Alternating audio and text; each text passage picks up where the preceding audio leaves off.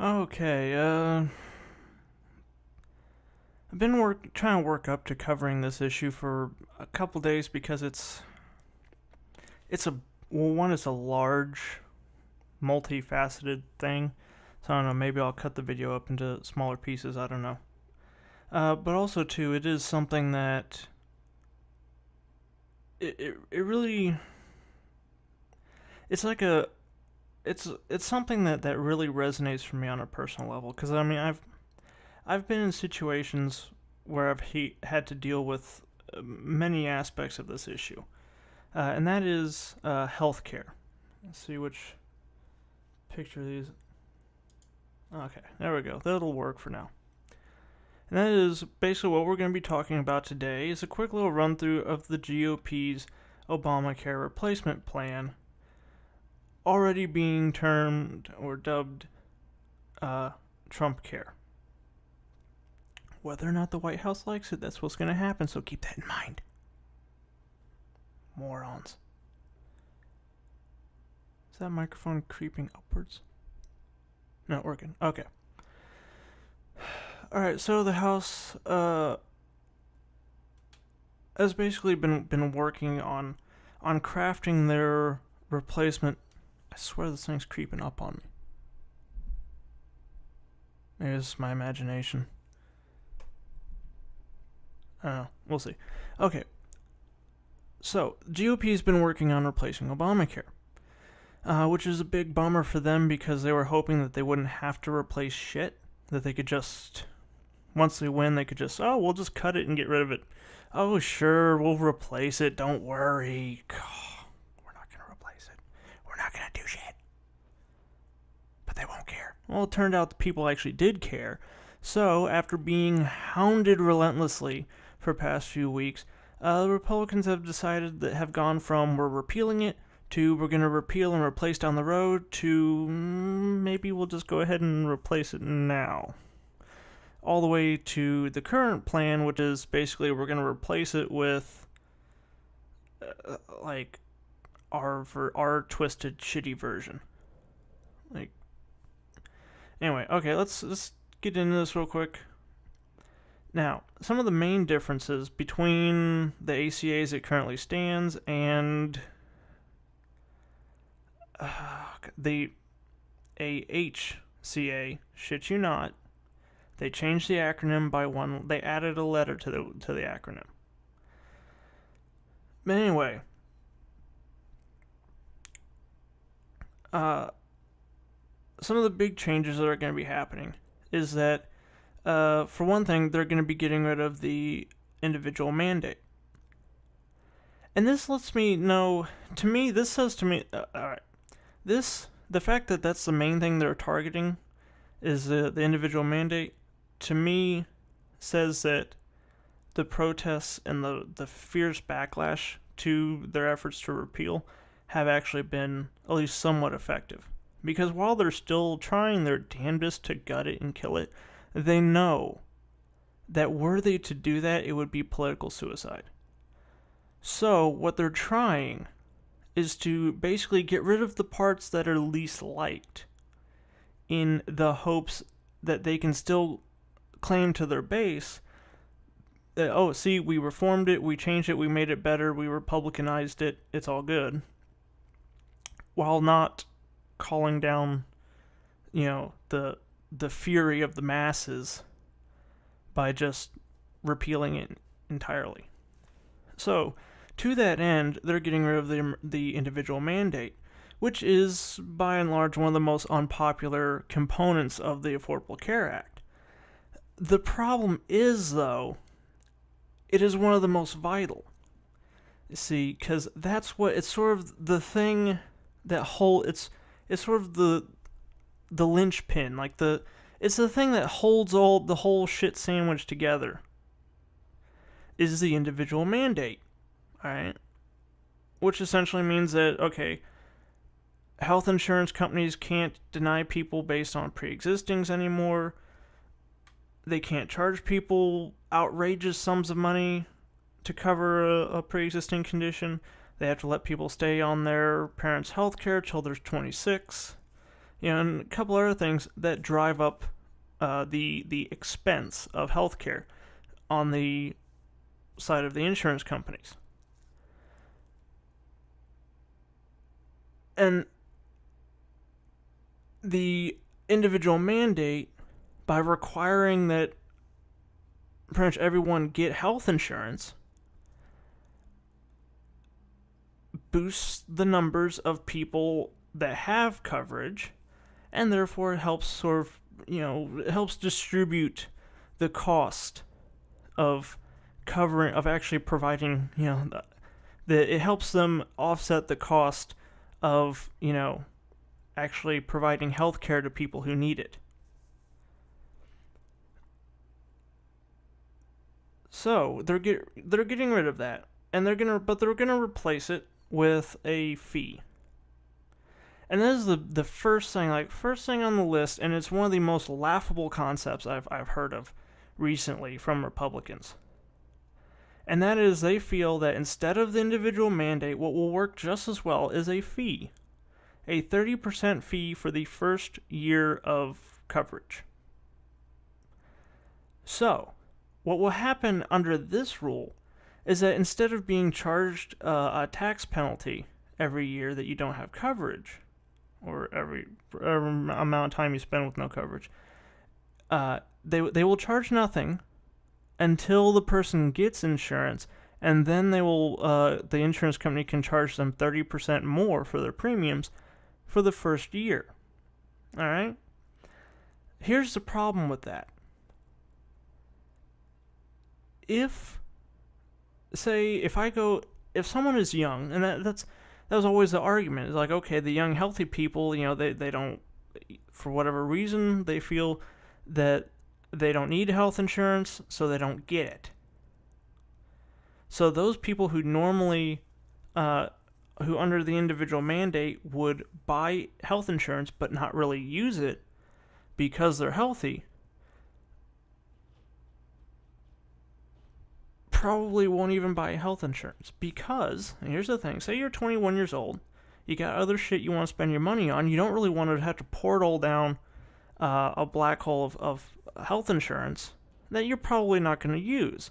So, under this new system, it would end up being cheaper, quite possibly, to just not buy health insurance. I mean, if you could make it 4 or 5 years without paying premiums at all, it would be cheaper to do that than to, and then just pay that 30% fee for the first year, than it would be to buy the damn health insurance in the first place. And that is why we have the individual mandate, as opposed to some shitty, like some stupid idea like a 1-year fee.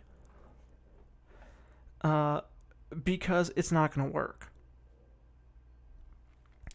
The second thing they're doing, I believe, as far as pre-existing conditions goes, is that you won't be charged a higher premium for pre-existing condition as long as you maintain coverage.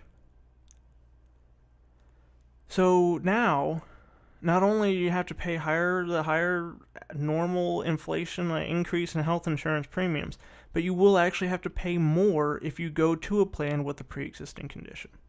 They will still have to cover it, but they are able to charge you more. So basically, they're trying to act like they're keeping the popular parts of Obamacare, but even those they are twisting and gutting and screwing up. All right. The next major one is, one, they're trying to get rid of all the tax increases that Obamacare brought, usually on wealthier families and corporations that help pay for this plan, and they want to get rid of all those. If you make less than $100,000 a year, then fuck you and your taxes. But if you're a millionaire, it's going to be a good year. So, next one on the list that they're changing is how they pay for, or how they assist low-income individuals getting care. So right now, if you can't get care coverage through your employer and you meet certain criteria, then you get a subsidy.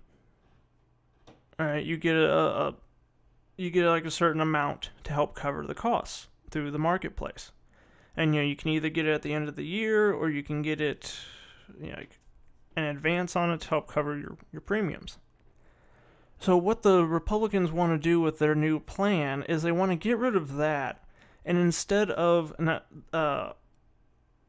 giving you a certain amount dependent on your income and the cost of the insurance in your area, they just want to give you a tax credit that will range depending on your age. It has nothing to do with your income level, to a certain extent.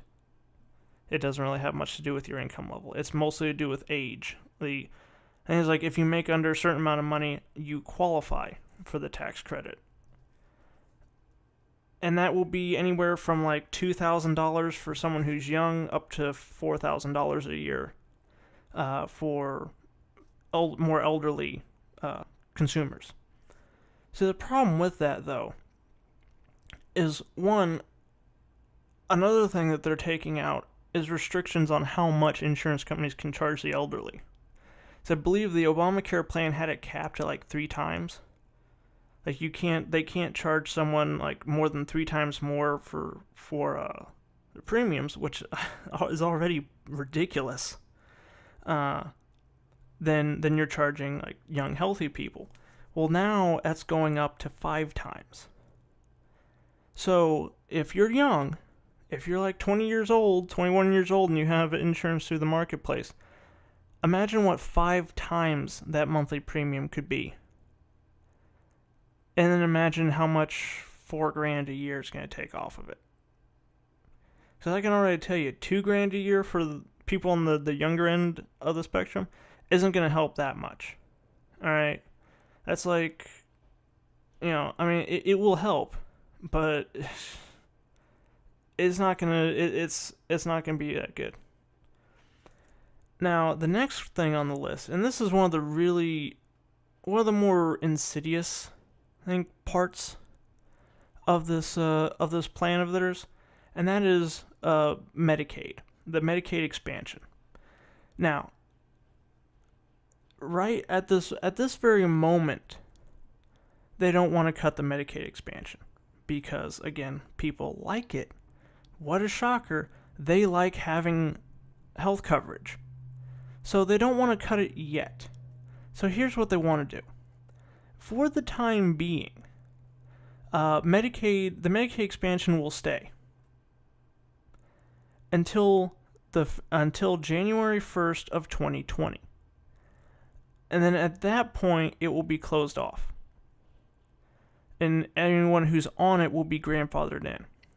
So, past that point, if you, for any reason, get enough income in your life that you don't qualify for it, even if it's just for a month or two, and then you're back in that area where you financially would qualify, tough luck. You're just SOL.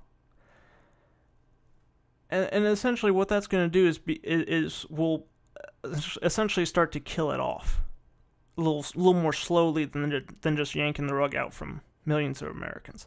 And see, here's the really shitty part of this. You notice I said 2020. January 1st, 2020. Why does 2020 seem like a thing? Oh, right. 2020 is an election year. So basically what they're hoping with this is that it will be frozen. Like, their plan will go into action at the start of an election year. So then they can campaign all year about how, to their constituents, about how they helped defeat the evil that is Obamacare. That's just killing our country.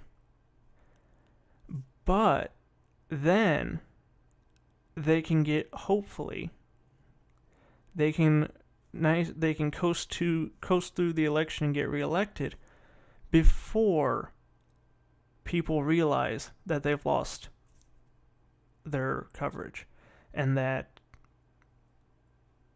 people won't have that Medicaid anymore. And that's what they're hoping. That's what with this. They're waiting till the election year. So then they can campaign on it and be voted back into office and be reelected before the American people realize how badly they were screwed. And yeah, that's for the most part. They also want to do Medicaid. I'm at 15 minutes, so Medicaid will be a different video. So, I'm going to have to do multiple videos about the subject, because yeah, I'm 15 minutes in, and I just kind of got around to getting this shit explained. Alright, in case you don't watch the other videos, this bill is shit. It's absolute crap. Alright, it's going to be a nightmare if they actually pass it. And yeah, there's more info. Alright, just watch the next video I upload. I'm going to go into a little more detail about some of this stuff. So, like, comment, subscribe, links in the description. See you next time.